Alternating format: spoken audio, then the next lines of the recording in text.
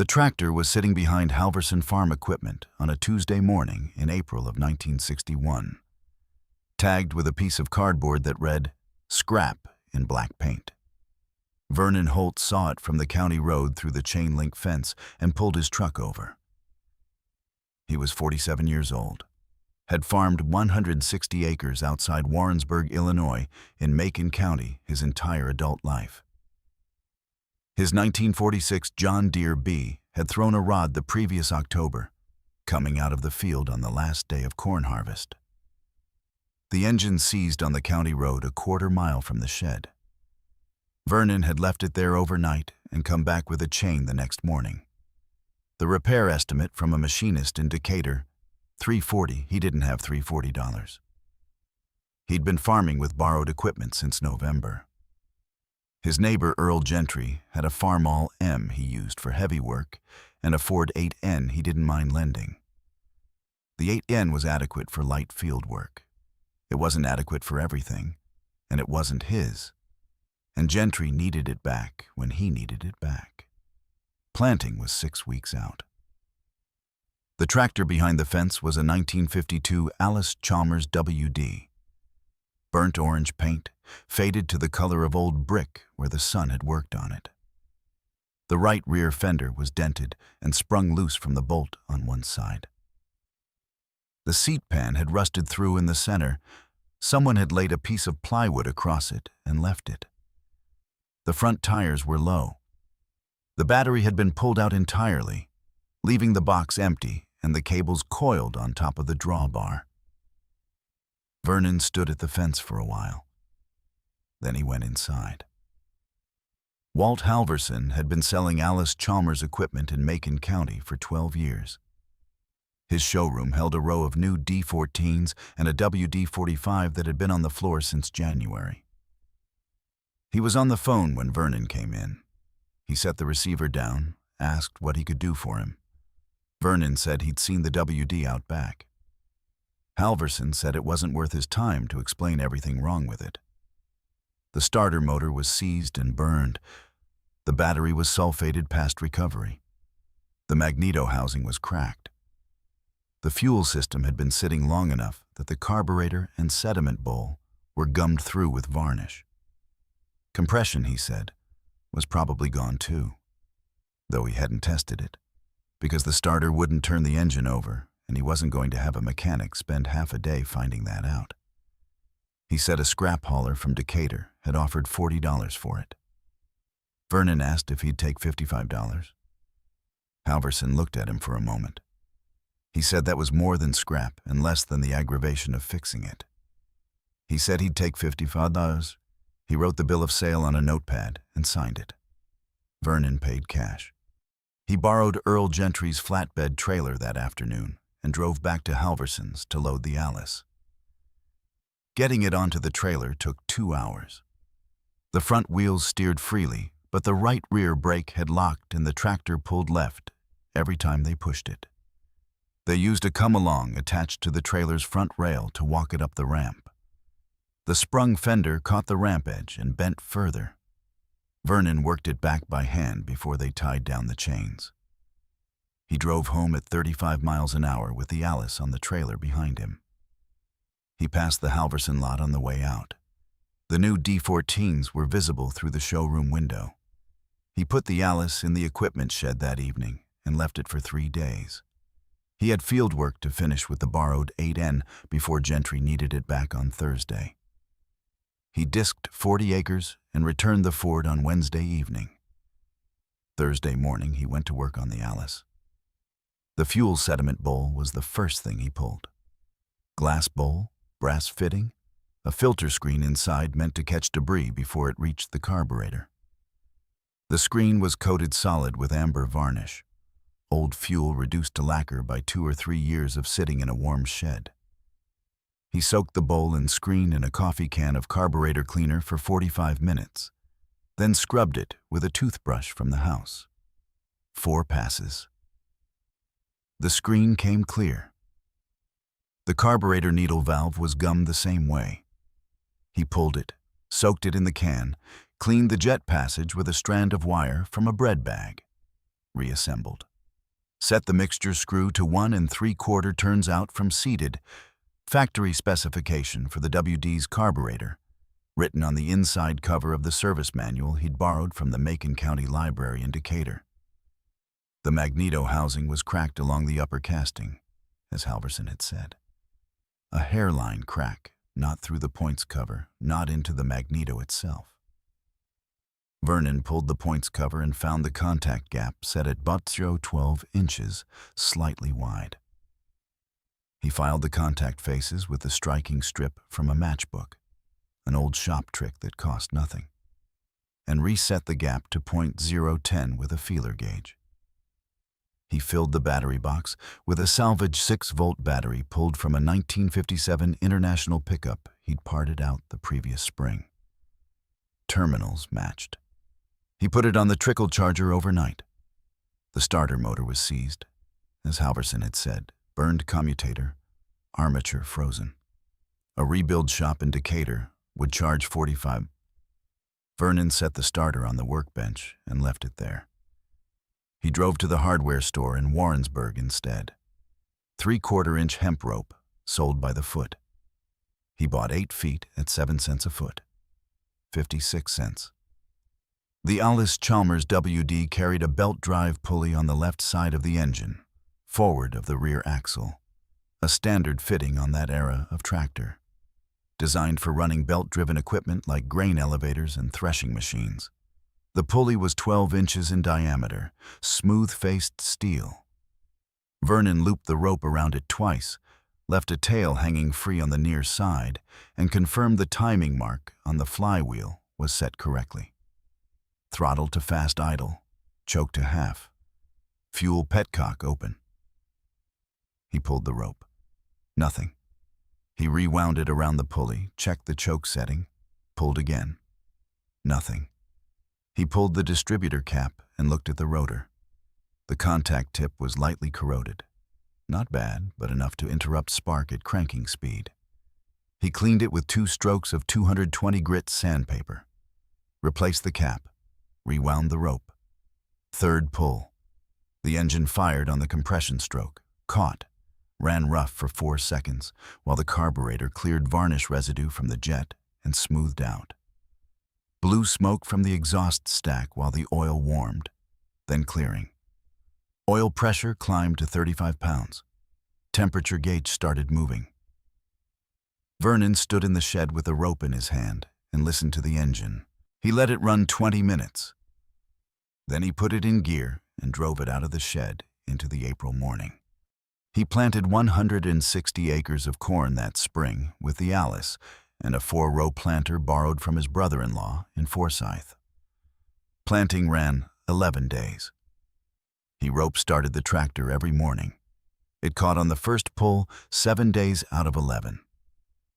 The other 4 mornings took 2 or 3 pulls. He coiled the rope on the left rear fender where he could reach it from the seat. His neighbor Lloyd Kasner stopped by in May and asked where Vernon had gotten the Allis. Vernon told him. Kasner said he'd heard Halverson had declared it scrap. Said Halverson told him the magneto was gone and the compression was probably dead. Vernon said it had taken about $4 in parts to get it running. Kasner said he doubted that. Vernon didn't pursue the point. By the end of the first season, the Allis had logged 340 hours. Vernon tracked time in a pocket notebook he kept on the shed shelf. 1 line per day, start time and stop time. The engine had used no measurable amount of oil. In October, after harvest, he tested compression with a gauge borrowed from Earl Gentry. All 4 cylinders, 155 pounds. He wrote the number next to the word compression in the notes from his first conversation with Walt Halverson, which he'd written down the same day he bought the tractor. He left both numbers on the same line and didn't add any comment. By 1964, he'd replaced the hemp rope with braided nylon, which gripped the belt pulley more cleanly and lasted longer in weather. The rope routine was fixed by then. Every working morning he went to the shed, unwound the rope from the fender, looped it around the pulley, set throttle and choke, and pulled. The Allis started in 1 or 2 pulls on cold mornings, and on the first pull when the engine was already warm from the previous day. In 1968, he found a rebuilt starter motor at a farm sale in Sullivan for $18 and installed it. It worked reliably through 3 seasons. In the fall of 1971, on a 28-degree morning, it failed to turn the engine. Vernon uncoiled the rope from the fender and rope-started the Allis in 2 pulls. He left the starter connected, but stopped depending on it. By 1973, he'd stopped using it altogether. The rope stayed on the fender. He never fixed the right rear fender. The Allis worked Macon County ground every season. In 1967, Vernon added 40 acres to the operation, renting a neighbor's field when the neighbor moved to Decatur. And the WD pulled the additional ground without any changes. In 1972, he shifted the rotation to corn and soybeans, and the Allis ran a 7-foot disc across soybean stubble every fall without complaint. By 1975, he'd filled 9 pocket notebooks, 3,800 hours on the engine by his count. Mechanical work in 14 years. Valve adjustment in 1968, done himself, $12 in parts. New water pump in 1971, $20 for the pump, 4 hours of his own labor. Fan belts every 2 years, $4 each. Total mechanical expense through 1975, $114. The tractor had cost $55. He kept the notebooks. Didn't show them to anyone. The arithmetic was available to anyone who asked the right questions. Nobody asked the right questions. Walt Halverson closed his dealership in 1979. Allis Chalmers had been losing market share to John Deere, an international harvester, through the 1970s, and the dealer network had been contracting. Halverson sold the Decatur building to a farm supply company and retired to Springfield. Vernon heard about it at the co-op in Warrensburg. He put it with the rest of the week's information and didn't think about it further. He planted the Allis's 18th consecutive season that spring. By 1982, the operation had grown past what one tractor could manage efficiently. Vernon's son Gerald had been farming alongside him for 3 years. Gerald found a 1975 Allis Chalmers 7040 at a Logan County sale for $11,500.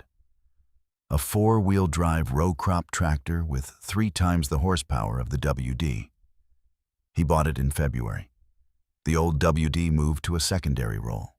It ran the PTO-driven grain auger during harvest. It pulled the flatbed utility trailer. It handled the light field work Gerald didn't want to tear up with the bigger tractor. Vernon planted the WD's 22nd consecutive season in the spring of 1983. Gerald asked him that summer how many hours were on the engine. Vernon went to the shed and counted the notebooks. There were 22 of them. He added the hours from each one on a piece of paper and brought the total back to the house. 4,860 hours. Gerald said that was more than most farmers got from a used tractor they'd paid full price for. Vernon said he hadn't paid full price. The 1952 WD came out of primary fieldwork at the end of the 1983 harvest. Not a failure. Not a breakdown. The operation had simply grown in a direction that the tractor could no longer serve efficiently. Vernon backed it into the west side of the equipment shed in November of that year, parked it against the wall, and left it. Gerald's son, Vernon's grandson Dale, grew up watching the Allis sit in that corner of the shed. He knew the story in the way farm children know family stories, in pieces from different people assembled over years. He knew about the scrap tag on the chain-link fence, knew about the $4 in parts, knew about the rope on the fender and why it was there. In 2011, on a Sunday afternoon when no one else was in the shed, Dale wound the braided nylon rope around the belt drive pulley. Throttle to fast, choke to half, fuel petcock open, second pull. The engine started on the second pull. He stood in the shed and watched the oil pressure come up and the temperature gauge begin to move. He let it run 20 minutes. Then he shut it off and coiled the rope back on the fender the way his grandfather had left it. He told Gerald about it that evening. Gerald said he wasn't surprised. Dale Holt farms the same 160 acres outside Warrensburg today. He runs a modern equipment line, GPS guidance, variable rate application, a combine with a yield monitor in the cab. The 1952 Allis Chalmers WD does not fit into that operation in any practical sense. The right rear fender is still sprung loose from the bolt on one side. The magneto housing still carries the hairline crack along the upper casting. The seat pan was replaced in the early 1970s. A new pan bolted over the rusted original. Everything else is as it came off the Halverson lot in April of 1961. The braided nylon rope is on the left rear fender, coiled the way Vernon left it. Walt Halverson declared the tractor scrap at $40 worth of iron. Vernon Holt paid $55 for it and $4 in parts to get it running. He farmed 22 years with it in primary service, logged 4,860 hours, and parked it against the west wall of the same shed it has sat in since 1961. The dealership that wrote it off closed in 1979. The Allis Chalmers company that built it filed for bankruptcy in 1985. The tractor started on the second pull in 2011. It is still in the shed. The rope is still on the fender.